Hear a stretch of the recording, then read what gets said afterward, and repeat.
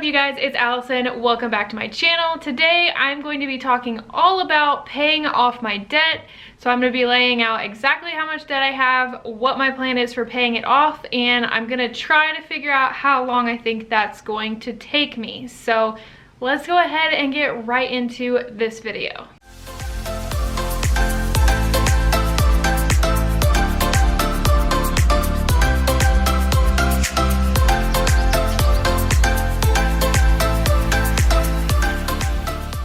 So you guys know that I'm currently working to pay off all of my debt.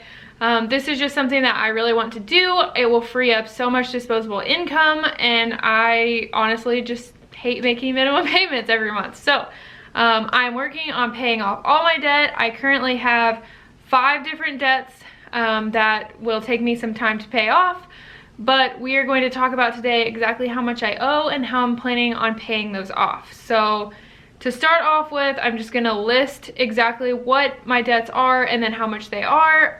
If you see me looking down, I have my notebook here with all of my numbers.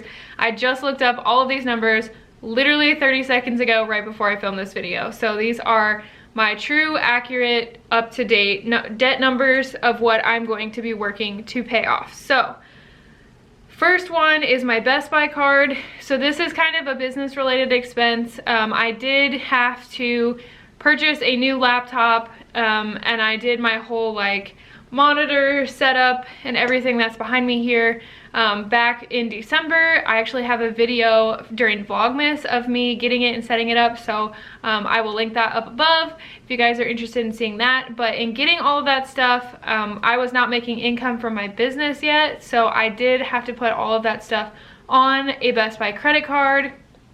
Not what I wanted to do. You can see my whole like rant about doing that and why I don't like store cards if you want to check out that other video, but wasn't pleased with doing that. But I had to do it to get my business going, and it has paid off because now I am making money with my business. So I currently owe $1,665.04 on that Best Buy credit card. I did make a pretty big payment on it last month, so that is where I stand on it today. For that particular debt, I am hoping to have that paid off actually in March. I am hoping with my business income and what I'm anticipating I'm going to be making in February and receiving in March, I will be able to pay that off along with my tax refund. So hopefully that guy will be gone very soon. Next up is my student loans. So I only have 2 student loans because I'm very grateful that my parents paid for most of my school for me. I'm just taking over the loans that are left at this point. So I have 2 loans. One of them is currently $1,503.22, and the other one is $2,999.93. So those 2 loans are my main focus at the moment. I would really like to get the smaller one paid off by April.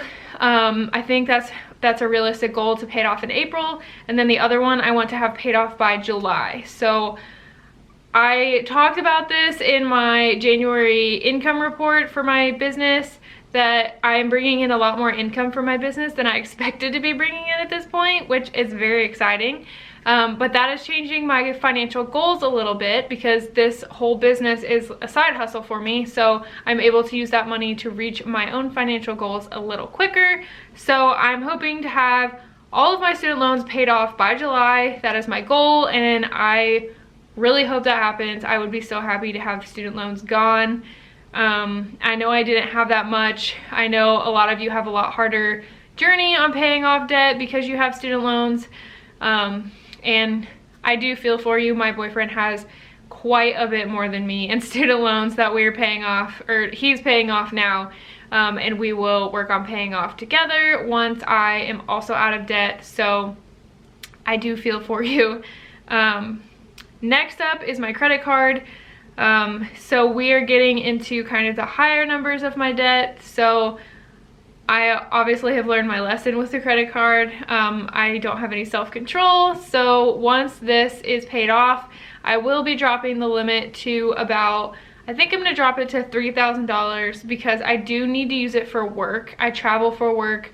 So My plan is just to keep the limit low enough that I know I won't really use it because I'm going to need it for work, because work trips generally are around like $1,000 to $1,500 sometimes before I get a reimbursement, because sometimes I'll travel a couple months in a row and I don't get my reimbursement until the next month. So I think $3,000 or maybe $2,500 will be a good limit for that. Currently, my credit card is sitting at $8,579.95. So obviously really want to get that paid off. Like I said, I'm going to drop the limit, and I don't have any other credit card besides my Discover card and my Best Buy card. So once those are gone, that is all I'm going to have to deal with in terms of plastic. Last, I have my car. I have a Mazda CX-5. I currently owe $13,651.88 on that. So I did buy my car brand new in 2016, so I am working on paying that guy off, and my goal is to pay it off early. So all that being said about where my debt numbers are at the moment, I have a super stretch goal to have everything but my car paid off by the end of 2020.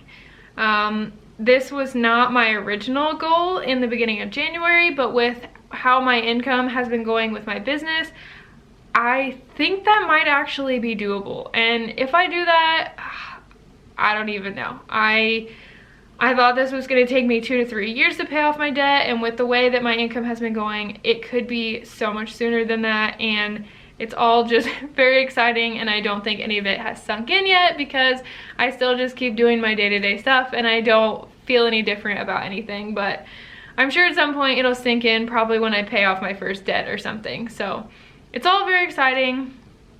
So that is the total of all of my debt, and hopefully most of it will be paid off by the end of this year. So I do want to talk a little bit about my plan for paying off my debt. So like I said, I really do hope to have it paid off by the end of this year, but that doesn't really tell you like my method or what I'm doing to pay it off. So I'm using the snowball method to pay off my debt.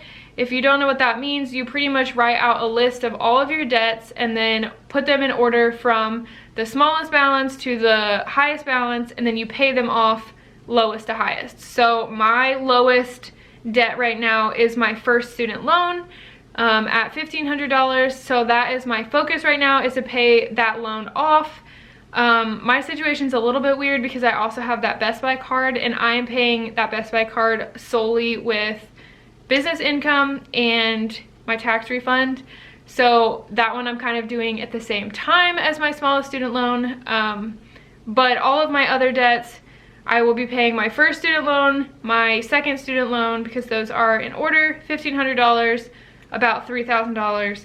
Then I will be paying off my credit card, and then I'll be paying off my car. So going from smallest balance to highest balance, I know doesn't make the most sense mathematically, but that is how the snowball method differs from, say, the avalanche method, where you pay the highest interest first, because it gives you that quick mental win. It gives you a little bit of motivation because you're like, yeah, I've paid something off.